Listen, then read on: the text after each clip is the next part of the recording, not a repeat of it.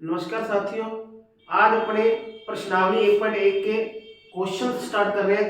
पिछली कक्षा के अंदर अपने एग्जांपल्स किए थे, आज अपने क्वेश्चन स्टार्ट कर रहे हैं। पहले क्वेश्चन के अंदर क्या दे रहा है, यूक्लिड विभाजन एल्गोरिथम के प्रयोग से एचसीएफ ज्ञात कीजिए। देखिए अपने पढ़ा था यूक्लिड विभाजन प्रमेय होती क्या है, उसके आधार पे दो अनुप्रयोग किए थे, एचसीएफ ज्ञात करना और किसी भी संख्या को पूर्णांक ज्ञात करना। तो पहला क्वेश्चन दिया 135 और 225 का क्या निकालना है, एचसीएफ।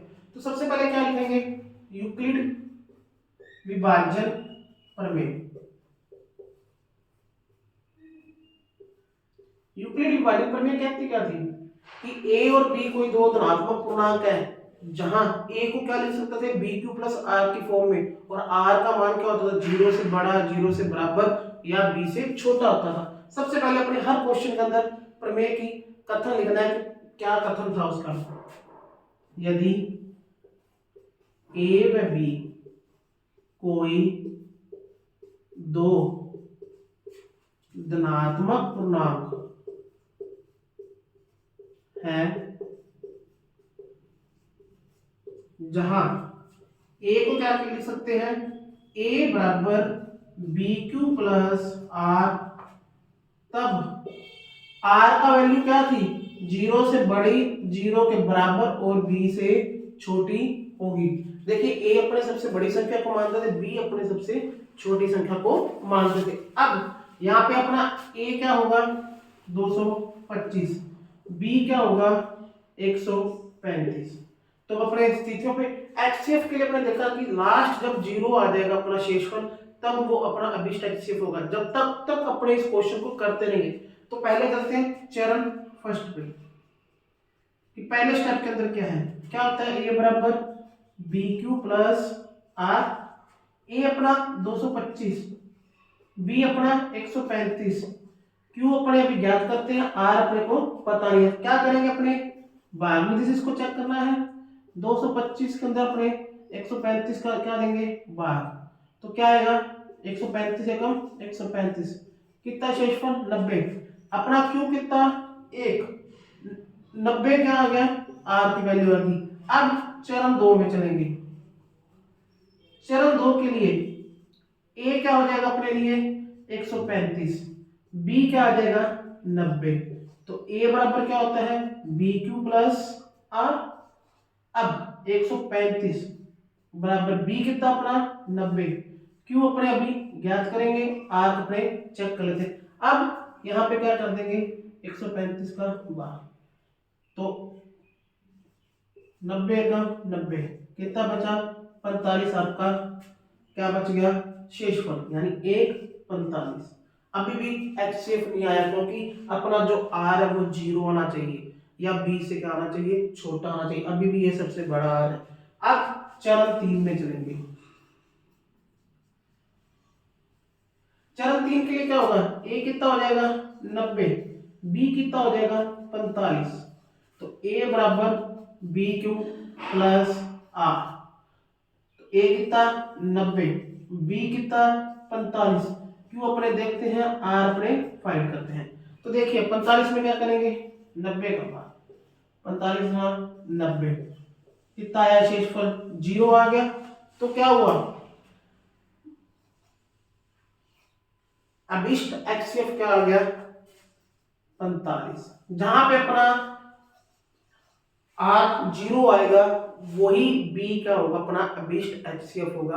तो ये पहले सवाल का पहला क्वेश्चन था कि 135 और 225 के बीच क्या निकालना है, एचसीएफ निकालना है। तो सबसे पहले अपने यूक्लिड विभाजन प्रमेय का कथन लिखा, प्रमेय कहती क्या है। उसके बाद अपने ए और बी को लेकर स्थिति चेक करी, जब तक कि आर जीरो ना आए या बी से छोटा ना आए, जीरो तक अपने फाइंड करते गए और एचसीएफ क्या आ गया 45 आ गया। तो चलिए दूसरा सवाल क्या कहता है, कहता है 196, 138, 220 का क्या करना है, एचसीएफ क्या करना है। सबसे पहले अपना वही काम, यूक्लिड विभाजन प्रमेय लिखेंगे। यूक्लिड विभाजन प्रमेय क्या कथन था इसका कि यदि ए और बी कोई दो धनात्मक पूर्णांक है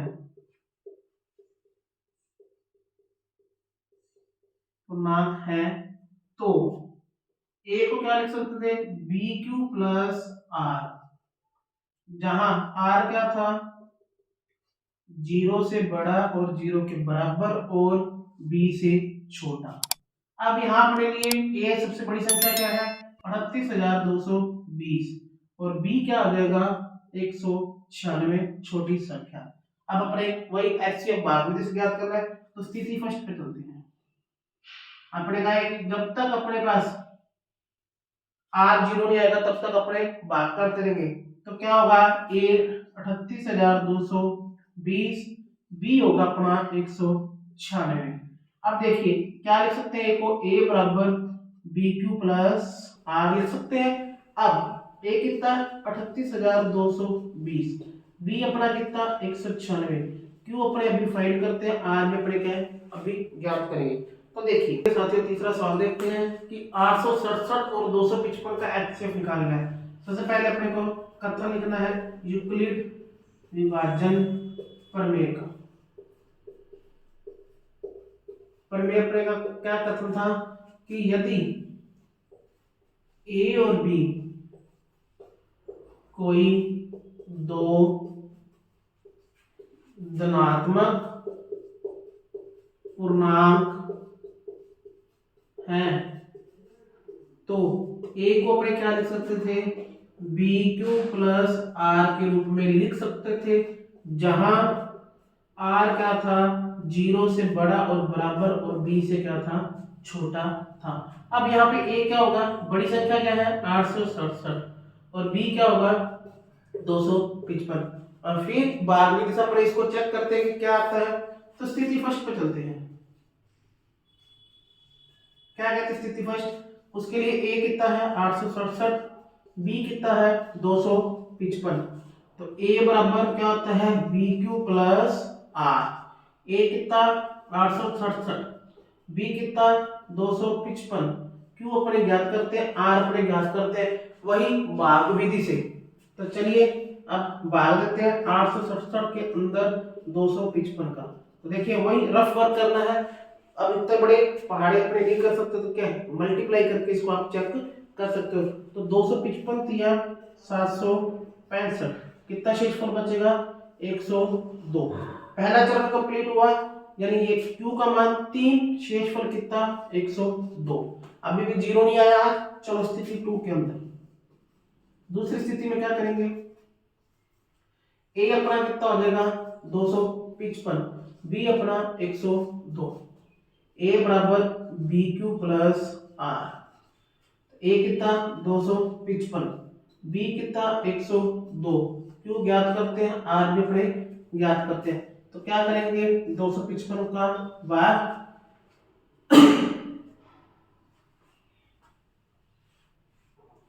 तो क्या करेंगे 255 का भाग 102 का पढ़ा पड़ेंगे, 2 पे 204, क्या आया 51, अभी भी नहीं गया, 2 पे गया 51। स्थिति 3 के लिए क्या होगा, ए अपना 102, बी अपना 51, क्या आएगा 102 और बी की वैल्यू 51, क्यू अपने ज्ञात करते हैं, आर अपने देखते हैं। तो 102 के अंदर 51 का भाग 2 पे जाएगा 102, यहाँ पे शेषफल क्या आ गया 0, लास्ट अपना कहाँ पे गया इस जगह पे, आर का है 0। तो अभिष्ट एचसीएफ क्या आ गया अपने लिए 51, ये अपना मतलब। देखिए साथियों पहले क्वेश्चन के अंदर आपको कोई प्रॉब्लम चाहिए अपने उसके तीनों के तीनों बात कर लिए। अब चलते हैं दूसरे पार्ट पे, दूसरे सवाल पे। तो चलिए साथियों दूसरे क्वेश्चन पे चलते हैं। दूसरे क्वेश्चन में वो क्या कह रहा है कि दर्शाइए कोई भी धनात्मक विषम पूर्णांक, यानी कोई विषम संख्या लेनी है, वो क्या 6q प्लस 1 या 6q प्लस 3 या 6q प्लस 5 के रूप का होता है, जहां को भी क्या दे दिया कोई पूर्णांक। इससे पहले अपने बुक के जो एग्जांपल किए थे वही क्वेश्चन वापस फिर दे रहा है। तो अपने कहेंगे क्या कहेंगे कि माना ए कोई धनात्मक विषम पूर्णांक है, ए को क्या मान लिया अपने धनात्मक विषम पूर्णांक मान लिया, तो बी कितना आएगा यहाँ पे 6 आएगा। कैसे, यूक्लिड विभाजन प्रमेय से, यूक्लिड विभाजन प्रमेय से। कैसे, देखिए यूक्लिड विभाजन प्रमेय में अपने क्या कहते हैं, a बराबर क्या होता है, बी क्यू प्लस आर होता है। अब अपने को क्या दे रखा है, 6q प्लस 1 या 6q प्लस 3 या 6q प्लस 5। तो b यहाँ पे क्या है 6, यहाँ से अपने को b की वैल्यू मिल गई 6। अब यूक्लिड विभाजन प्रमेय के अंदर अपने r का मान क्या था, 0 से बड़ा या 0 के बराबर और b से छोटा। तो r अपना यहाँ पे क्या आ जाएगा 0 1 2 3 4 और 5। देखिए 6 नहीं आएगा क्योंकि 6 किसका मान है, b का, r का मान b से छोटा ना चाहिए। यहाँ पे अपने पास r के मान आ गए। अब r के मान रखेंगे अपने और देखेंगे कि कहाँ पे विषम संख्या आ रही है, कहाँ पे सम संख्या आ रही है। तो स्थिति फर्स्ट, जब r बराबर 0, r बराबर क्या है 0, तो a बराबर B Q plus R. a अपना अपने माना है धनात्मक संख्या, b अपने पास 6q प्लस 0, a बराबर क्या आ गया 6q। अब ये अपने को पता है 6 आया 6 आया, तो ये क्या एक सम पूर्णांक बनेगा, सम पूर्णांक बनेगा। देखिए स्थितियां चेक करनी है, इसके लिए अपने क्या करेंगे, इसके मान रखते जाएंगे आर के और जहां तक आएगा अपने उसको चेक करेंगे। तो अब स्थिति 2 पे देखते हैं।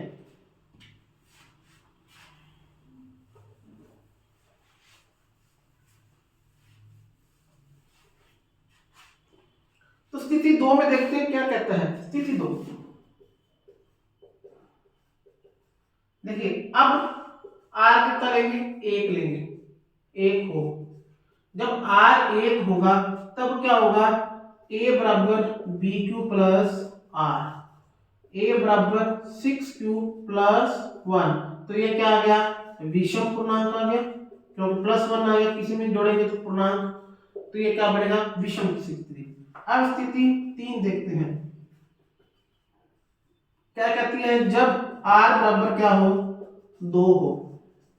जब r क्या होगा आपका 2 होगा तब क्या बनेगा, a बराबर B Q plus R, a बराबर 6q प्लस 2, यानी a बराबर यहां से कॉमन क्या आएगा दोनों में से 2 कॉमन 3q प्लस 1।